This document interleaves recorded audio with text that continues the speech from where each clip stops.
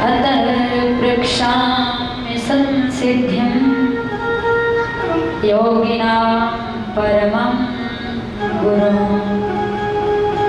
पुरुषस्य यत् कार्यं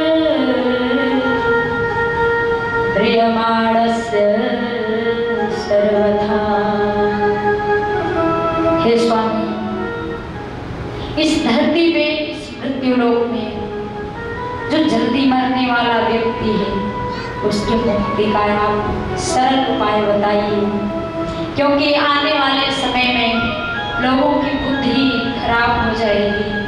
आप ऐसी कृपा करिए स्वामी कि हमें श्री कृष्ण भगवान की प्राप्ति हो जाए प्रत्यक्ष रूप से और हम उनके चरणों में रह जाएं। व्यास जी के पुत्र श्री सुखदेव स्वामी बड़े प्रसन्नचित हुए प्रश्न को सुन के कि वाह परीक्षित, आज तक आपके जैसा कोई प्रश्न ही नहीं किया कभी कि जल्दी मरने वालों के लिए मुक्ति का उपाय क्या है। उनको पता है व्यास जी को कि श्रापित हैं परीक्षित जी, लेकिन सबके लिए प्रश्न कर रहे हैं। इसीलिए कहते हैं अपने लिए सब जीते हैं, लेकिन एक बार दूसरों के लिए जी के देखते।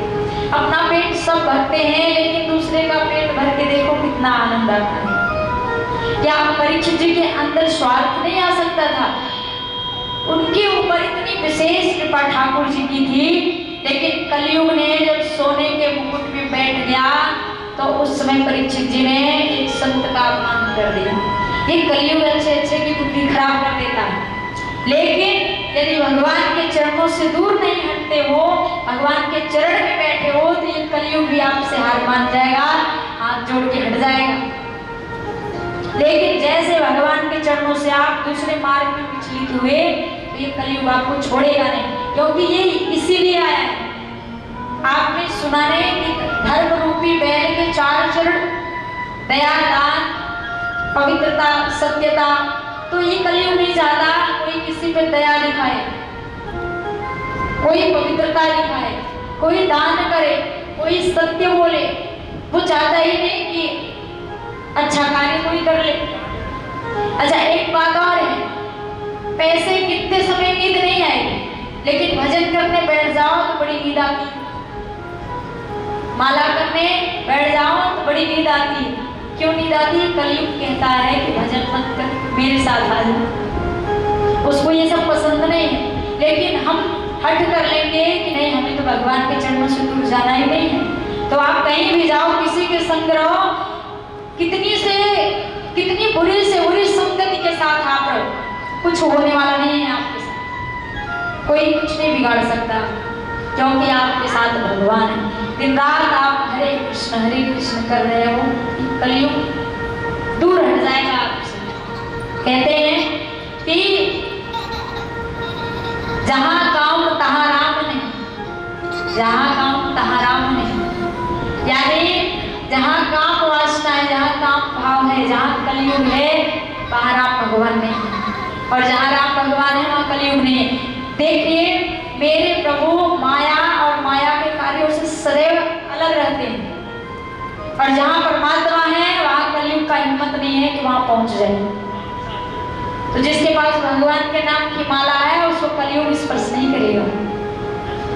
तो बड़ी सुंदर बात व्यास जी ने बताया कि हे परीक्षित जी, जल्दी मरने वालों के लिए केवल एक ही उपाय है।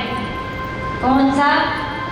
श्वास श्वास पर कृष्ण भजो, वृथा श्वास जनिक कोई, ना जाने या श्वास की आवन हो या न हो।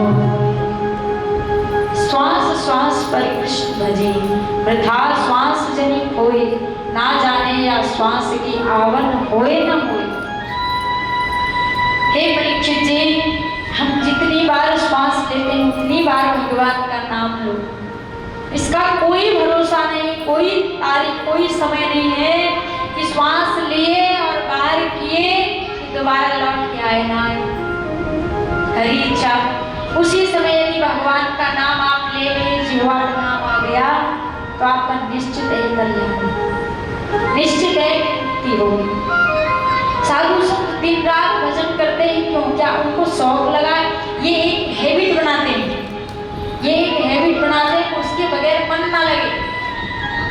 दिन रात चिंतन करते हैं भगवान का, ये माला फेरते रहते हैं, क्यों? क्योंकि हमेशा ये चिंतन होता रहे, हाथ में माला भी ना रहे लेकिन ये उंगलियां चलती रहे। एक प्रैक्टिस, ये माला क्या करती है? माला हमें भगवान का नाम याद दिलाती है, प्रैक्टिस हमें कराती है, इसीलिए वो माला करते हैं, भगवान का चिंतन करते हैं। परीक्षित जी कहते हैं, स्वामी ये आपने तो अच्छी बात बताई कि गोविंद को याद करो, लेकिन कहते हैं हमने सुना है कि कर से कर्म करहु विधि नाना, मन राखो जहाँ कृपा निधाना। स्वामी मंदिर में जाते हैं और सोचते हैं कि प्रसाद चढ़ाए और उसी साथ ही इस मन को भी चढ़ा दे चरणों में, लेकिन ये साथ में तो जाता ही चढ़ता ही, सामान चढ़ाए और ये पीछे पीछे चल देता है। ऐसे ही कृपा करिए, ऐसा हम कर्म करें कि ये मन भी परमात्मा के चरणों में चढ़ जाए, मन नहीं लगता। तो बच्चे जी को बड़ी सुंदर बात, एक और बात बताई उन्हें कि इसके लिए आपको एक आसन पे अधिक समय तक बैठना, भजन करना, प्राणायाम करना, योगा करना, उससे क्या होता है? अपने मन की चंचलता जो है कम होती, इंसान गंभीर बनता है।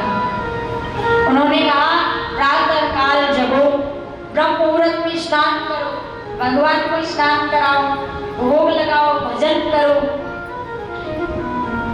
जितासनो जित श्वासो जित संगो जितेन्द्रियः, स्थूले भगवतो रूपे मनः संधारयेत् धियः। जितासनो जित श्वासो जित संगो जितेन्द्रियः, अच्छे संगति के साथ रहो, सत्संगियों के साथ रहो, बुरे लोगों के साथ मत रहो, कम सो, अपने इंद्रियों को जीतो, उन्हें एकाग्र करो, धीरे धीरे धीरे धीरे ऐसे संगत से आपका मन जो है बिल्कुल प्रभु के चरणों में लग जाएगा, आप चिंता न करें। बड़ी सुंदर बात बताई परीक्षित जी को, बड़ी शांति मिली। बताओ। उन्होंने कहा सुबह जगते हो, कौन का लोग? धरती माता को प्रणाम करो, अपने कर का दर्शन करो, यानी अपने हाथों का दर्शन करो। अरे यही है तो एक कराग्रे वस्ते लक्ष्मी कर मध्य सरस्वती कर मूले स्थितो ब्रह्मा प्रभाते कर दर्शन। कहते ना पहले के बुजुर्ग बताते थे कि धरती माता को प्रणाम पहले करना चाहिए, धरती माता पूरे सृष्टि के बोझ को संभालती है, उनको प्रणाम करो, फिर चरण रखो, अपने पैर रखो नीचे, लेकिन धरती माता को कौन प्रणाम करना? तो क्या होगा 1994 कौन नमस्कार कर रहा जगते ही भगवान को कौन ध्यान कर रहा है? 19 अब तो सुबह जगते ही प्रभाते कर दर्शनम कौन कर रहा है? प्रभाते कप दर्शनम, चाय के दर्शन हो जाए सुबह सुबह, और भगवान का नाम कौन लेना, और सो के भी जगेंगे जब सूर्य भगवान उदय हो जाएंगे, देखते रहेंगे अभी उदय हुए कि नहीं, जब तक खोपड़ी पे नहीं आ जाएंगे, जब तक वो चदरिया से निकलने वाले नहीं कहा। तो सुबह सुबह दिनचर्या ऐसी रखनी चाहिए, परीक्षित जी को श्री सुखदेव स्वामी बता रहे हैं। ये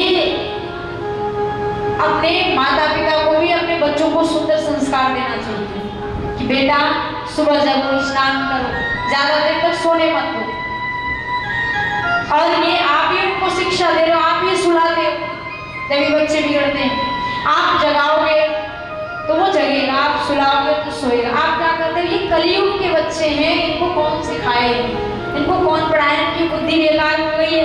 हम लोग थे देखो कितना मेहनत करते थे, अपने पे आप आ जाते हो, लेकिन एक बार ये नहीं सोचते कि सुंदर उसको विद्या दे, उसको संस्कार दे। ये कलयुगी बच्चे नहीं है, कलयुगी माता पिता जो है वो बच्चों को बिगाड़ रहे हैं। आप जब सुंदर शिक्षा दोगे तो वो बिगड़ेगा नहीं कभी। आप उसे जगाओ, स्नान कराओ, सूर्य भगवान को एक लोटा जल दिलवाओ। कहते हो हमारे बच्चे का पढ़ने लिखने में मन नहीं लगता, पता नहीं क्यों इसका मन विचलित है। क्यों विचलित है? जब आप ही का मन विचलित है तो बच्चे का मन क्यों नहीं विचलित होगा? क्या आप भगवान के मंदिर में 10 मिनट बैठ के चिंतन करते हो? ऐसी स्पीड में तो पूजन करोगे।